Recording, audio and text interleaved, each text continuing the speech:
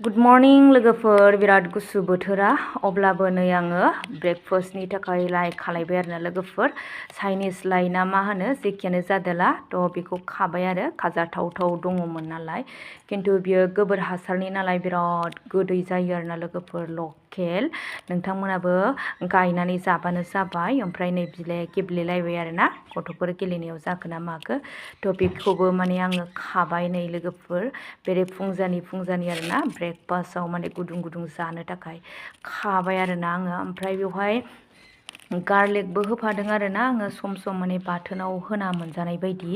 थ' खागासिनो लोगोफोर नै बिराद मोजां जादोंमोन आरो माने लकेल आरोना बियो गोबोर हासारखाय बिराद माने गालदाब जाथारदों आरोना बिलाइफोराहाय माने मोनजाबाय थायो आरोना बियो बिदिनो गोदान बिलाइ खिलिबाय थायो थ' दा मोनबाय आरोना आङो नै गथ'फ्राबो जाया नालाय हारसिंसो आग्लायलायो आरो ओमफ्राय बोथोरखौथ' मा होनबावनो आरो बिराद गुसु लोगोफोर ओमफ्राय नै आङो बेखौ सुखांखाबाय अब्लाबो आरोबाव मोजाङै सुफिनबावनो होननानै आङो सुफिनबावबाय आरोना लोगोफोर दा ओमफ्राय आङो सुखांनानै मोजाङै हानानै माने गुदुं एवनानै ब्रेकफास्टखौ आङो बेजोंनो खालामसिगोन आरोना अब्ला दिनैनि आंनि मिनि ब्लगखौ एसेयावनो दोनथ'नाय जाबाय बाय बाय बयनिसिमबो।